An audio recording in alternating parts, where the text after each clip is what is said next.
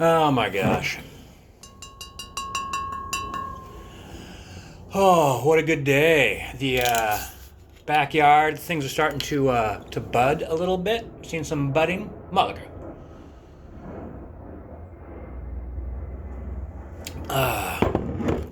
Set up an archery target in the backyard. Why am I leaning forward? How about this?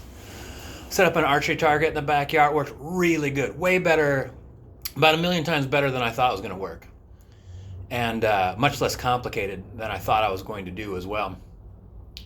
So that's good. I need to get gloves or something, or one of those pullers. I think I'd rather get gloves. I think I have some bike gloves that might work.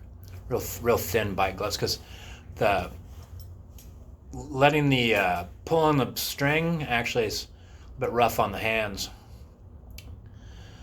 Well, I want to say hello to Warbles. What up, Warbles?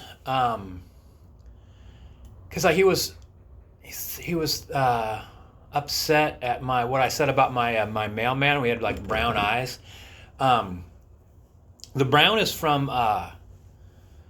massive amounts of capillaries busting or something like that. Like I'm not quite sure what it is, but like um,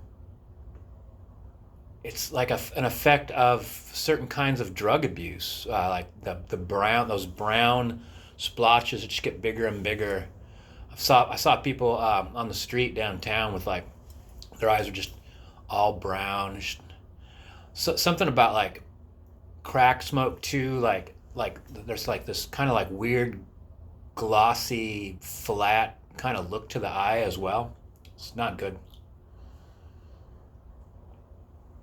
But I guess the idea is, should you say things about other people when you really don't know, or um, you know, the whole keep it to yourself thing. Just say positive stuff, or um, we all go through things. Like essentially, like when I was talking about being like Flanders, like just said positive stuff.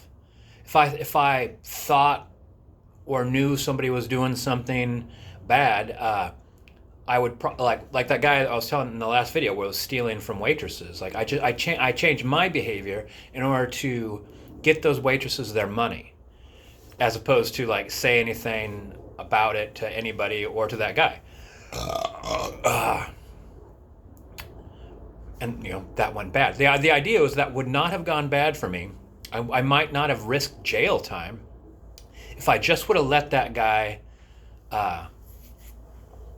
steal from waitresses. Or one of the things when I saw people's eyes start going bad is, like, I've done a video on this, a couple of them, of when I was a bike messenger. At one point in time, everyone I work with died except for two people from heroin. And as I started watching people die, I started saying to people like, hey, you're gonna die.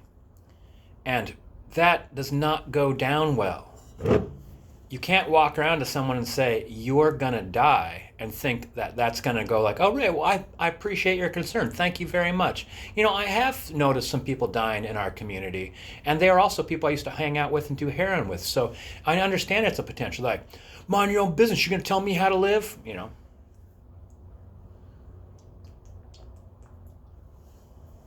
So the second time heroin hit the bike community, right off the bat, I was telling everybody they were going to die. And my two buddies that lived through the first heroin thing got angry about me. They're like, would you shut the fuck up to people? Because it caused problems. Suddenly, like, everyone was anti-Earl. So everyone hated Earl because he's walking around telling everyone was going to die. And you know what? Everyone died, but one person, not my two friends lived. So the three of us lived. But one other person that I worked with at that time, only one out of everyone I worked with, it was like close to 30, died except for one. And you know what that one guy told me later, a couple years later when I saw him, coming back from a methadone clinic? He's like, you saved my life. Essentially. He's like, at one point in time, my words of like, you're going to die, was like going through his brain, and he went to a clinic or something, and they're like, we'll get you on methadone, we'll get you into treatment, all these different things. But like his brain was telling me he was going to die, and it was my voice was the words. So fuck, I don't know.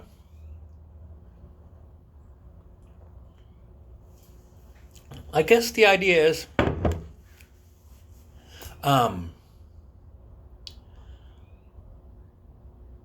I make observations mostly to myself or to you, or if I speak up or do something about the things that I see, which can be really fucking unpopular, in my mind, I think it's important.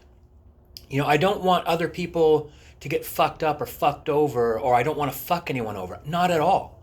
I would really like it if everybody was lifted up, if everyone was doing better. If whatever, like that guy I worked with a while back that was stealing things, if whatever could get better in his life so he could actually afford the things that he was stealing, or to where you steal something from somebody that shoots you, and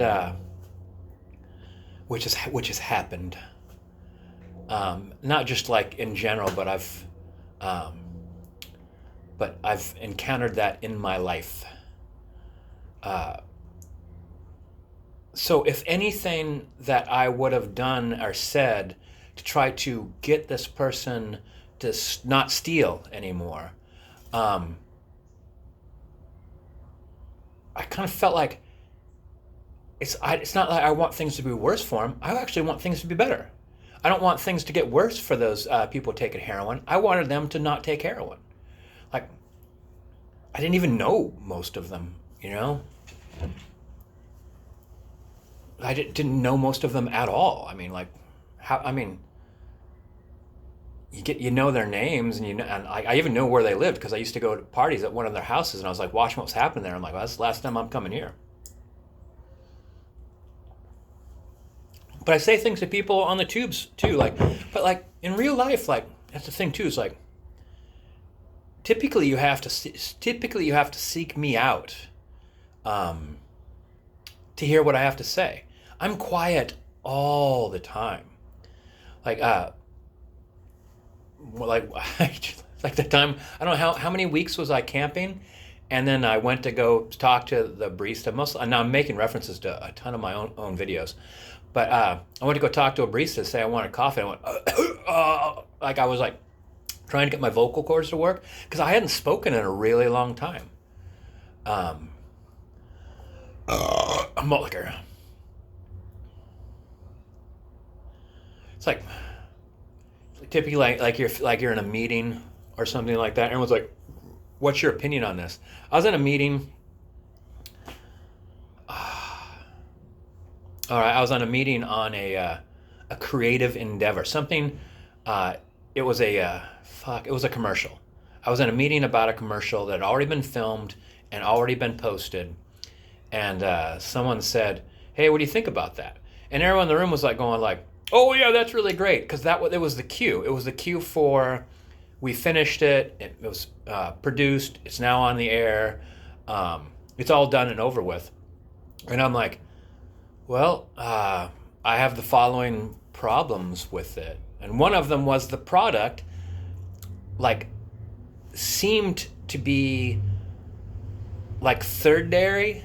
Like there's like in a visual image of like the mountains and the forest and a river. If the mountain, bam, woods come down the side, there's a small little stream coming down there. So your eye travels off the sun is drawn to the mountain, it comes down to the forest, which brings you around to the river, which goes to a stream off to the right, which brings you back up to the sunset. Like, that's a good picture.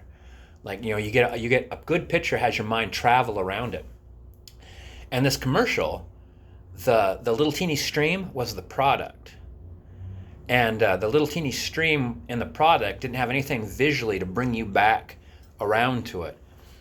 And the reason why I said that is like, the response to that was like, this is something that's already been done. So right now your criticism is unwelcome. I'm like, yeah, but we're gonna do another commercial though, right? Like I'm just saying, like the next time we do a commercial, it should be Ajax bolt cutters. They're the best. When I have a job and it needs to get done right, I go with Ajax. Ajax, Ajax, Ajax cutters. Actually, I get my big old fat head right out of the frame too. Just be the bolt cutters. And obviously, I'm a working man.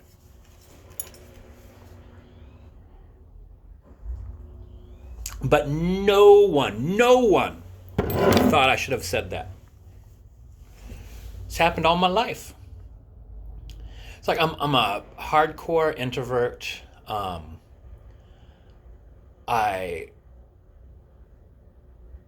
feel like the truth is really important. It doesn't mean I got to say everything. Like I think being quiet is really important. I think being kind is really important. I think being honest and kind and having integrity. And I have to admit that sometimes I experiment with saying things. I experiment with criticism. I experimented for a long time being a troll. I got really good at it. I experiment with my personality, but underlying that, I don't have any doubt that I'm not anything but kind. Kind, honest, respectful. There's times when people don't deserve my respect, and rather than say like you goddamn son of a bitch, I'm gonna say, like another one of my videos, you can't come to my parties anymore because I watched you steal from me. Why didn't you stop me? Why do I have to tell you not to steal from me? Do I have to stop you from stealing from me? It's a lot easier just to replace what you took and not have you come back. And I told that to that guy's face. And like part of the reason too why you don't say it in the moment is because like, well, I was been drinking all night long. I was at my party. You'd been drinking all night long. Like it's kind of like when you're in a movie theater and someone's making a ruckus, rather than say like, hey, be quiet. Another one of my videos. Fuck, I'm referencing a million of my videos. I just got up. I told my buddies, I'm like, hey, I'm bouncing out. That's unacceptable. Like, well, just tell them to shut the fuck up. I'm like, no, because if I get up and say shut the fuck up, that guy is going to be focused on me the whole movie. He's going to be like, I should have said this, or I will say that. Well, since I didn't say that, I'm going to do that. I just got up, walked out. The manager gave me a bunch of free tickets. My friends decided to walk out too, probably because I was driving. I don't remember. And they were like, how did you know you were going to get all those free tickets? I'm like, I didn't. All I knew was that if I would have said anything at the moment, that would have been the end of the movie for me. It would have been the end of the movie for that guy, and the next chapter is something I don't want to experience. Which is actually couple things that's obviously happened in real life. But it's a couple times it's happened in the tubes. I've said things to people in the tubes that no longer had anything to do with me. And it's a price you pay. It's the price you pay. 14 minutes. I'm just awkward as fuck, bud. I was talking to a friend of mine, and a friend said something, and my mind, it evoked all these memories. And my friend was, God, that looks like that door is rotten through. My friend just kept talking because he had other things he wanted to say, and there was like he had some things in mind, and like all I could think about was like, shit, that thing that he said like opened up all these boxes in my head, and like all these memories were pouring forth, and I just knew I wasn't gonna be able to give him my attention. And I'm like, let's actually pick this conversation up another time. I have things to do. I wanted to just disengage, and that's awkward. I know it's awkward. There's no way for it to not to be awkward. But like, I'm not the type of person that's polished in any way. There's not this facade I'm just justifying myself on and on and on. Because I'm just talking about myself, though. There's not this facade that I maintain that I want, here's how I want to appear to everybody else.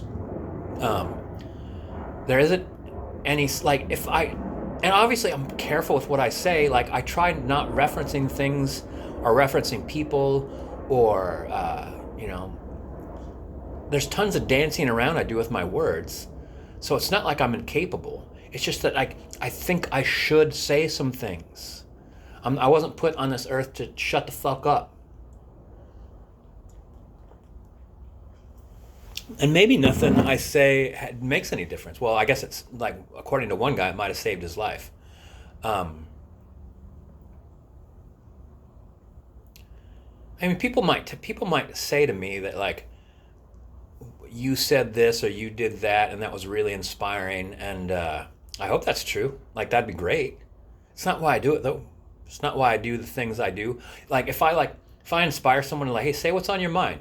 If I inspire someone, like, to go do something stupid, especially while you're young. Like, as you get older, your stupid decisions have a greater impact. You have less bounce back.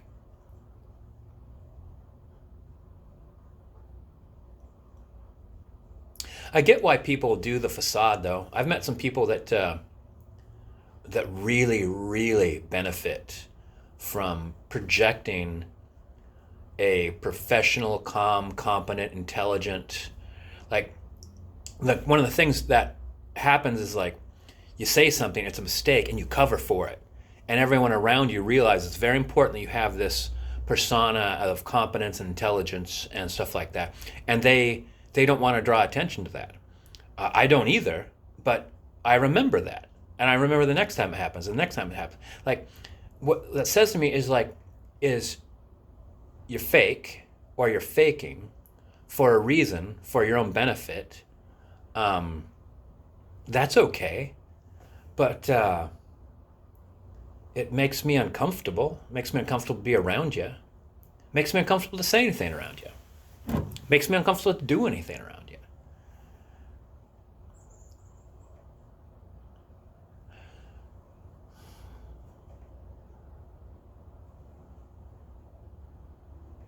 Yeah, I'm not fit. I'm not fit for most folks. Most of the shit I say that is funny is only funny because I think it's funny. I don't tell jokes for others. I don't say the truth really for others. I say it because I think I have to. I think, how do you know you should do something, or how do you know you should say something, is you have the feeling to do it or say it. And then if it goes real wrong, you'll know not to do it again in the future. So I've learned a lot of times when not to, that there's certain things I shouldn't do. I've learned a lot of times there's certain things I shouldn't say. But here I am in my 50s still doing and saying things, because I haven't learned that you can't say that it looked like my mailman was smoking crack. And you watch it get worse. You watch his skin color change color, and then you watch him not work here anymore, or he's not doing my route. So I don't know. It'd be another thing if I was like a child and said, like, your eyes got brown gunk in them. What's that?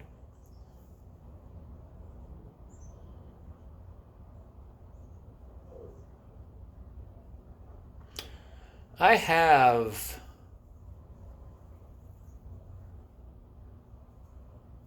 suffered from speaking up. I've lost friendships. I've lost relationships. Um, but in my mind, I wasn't meant to be in that relationship with that woman, or I wasn't meant to be friends with those people. Um, I think that a lot of times, like, the feedback you get is like, "Oh, don't do that." Like, it'd even be impossible that Warbles could still be listening. Like, Warbles, you did a poem to a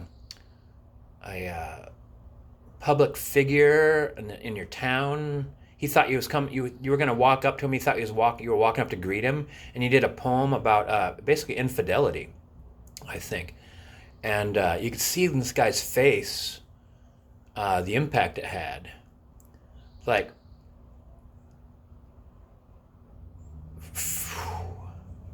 for me, like that was that. I was like, whoa. I couldn't imagine, but I can imagine if that guy said, "Hey, Earl, you should cut your lawn, man. The city requirements are, if your grass gets to 6 inches, you have to cut it." And I'm like, "Is that what you learned from your wife or from your mistress?" It'd be like, "Hey, why don't you take care of your own business before you start messing with my lawn? It's a man's lawn." I don't know, but maybe that's the thing about like public figures. Like, maybe just the idea that you let someone into a position of control when they don't have self-control themselves, you're like, that seems dangerous to me. Let's get somebody in there that I smell the food I'm cooking. Let's get somebody in there that has a little bit more integrity, because that's who I want. If you can't see what they're doing behind closed doors, you want to know, well, I know this person's got integrity. I trust them. If you know that they don't, how are we going to trust them when they're doing their thing behind closed doors? You don't. I don't know. You felt like you needed to do that poem. I wouldn't have done it, but I wouldn't tell you not to do it. I probably would just say like, shit, I wouldn't do it. And I'd go step back with those other people that were in the center of the, that whatever that kind of walkway thing is off the road.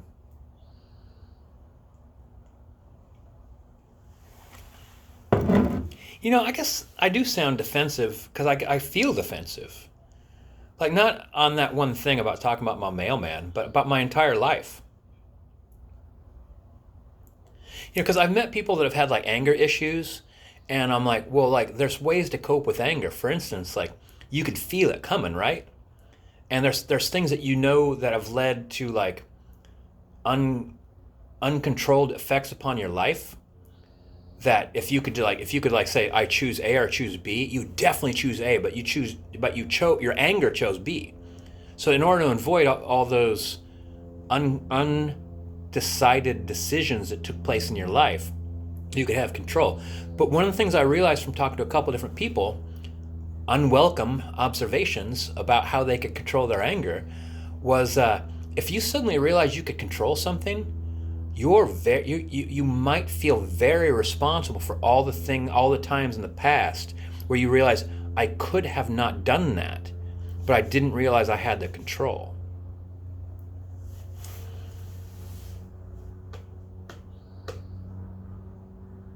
I don't know how much it would matter. Like, I'm thinking like this next 30 days, I'm going to try not to complain about anything. Like, what difference would it be with like to do like 30 days without making any kind of observations? I don't see that I'm experiencing any negatives that aren't directly related to the shape of my life and how it cuts through the water, like if I don't have things, if I'm like a catamaran or something like that, or I'm not a catamaran anymore, but I've tried to like have relationships, or I've tried to start my own businesses. A couple times I have, both relationships and businesses, and those things got torn off every time, and every time that gets torn off, it tears the hull a little bit. If once I finally repair the hull, and I decide not to drop that outrigger out into the ocean anymore, and I don't know, the idea was like that might add some stability, but it turned out not to be right. But now, like, I have to be more attentive to my maneuverability, and I still ship seas, I still get wet, things still break, but I learned that certain things weren't for me. And I learned that like I function well behaving a certain way. I don't know, like if I was sad or lonely or angry, or if I could point to a bunch of negatives, guess then things would be different. I could still point to things like, well, I wish this or I wish that. But like we're not meant for all the things that we think would have been nice. And sometimes the things that we think would be nice, like having a wife or kids, but you don't. You're like, God, like I'm missing out. I missed out on, that kind of love and that kind of relationship and that kind of experience and the idea of, all the things about being a father, being a husband, leaving a legacy behind. I wouldn't dare think about selling my house if I had kids. I'd like, well, they might want this someday. They might need the equity from this someday. Like, they might need to move back in someday. Like, well, I better stop talking and go check that dinner, because it either smells delicious or it smells like it's burning. 26 minutes. Is that a record? Huh. All right. Goodbye. Have a good day.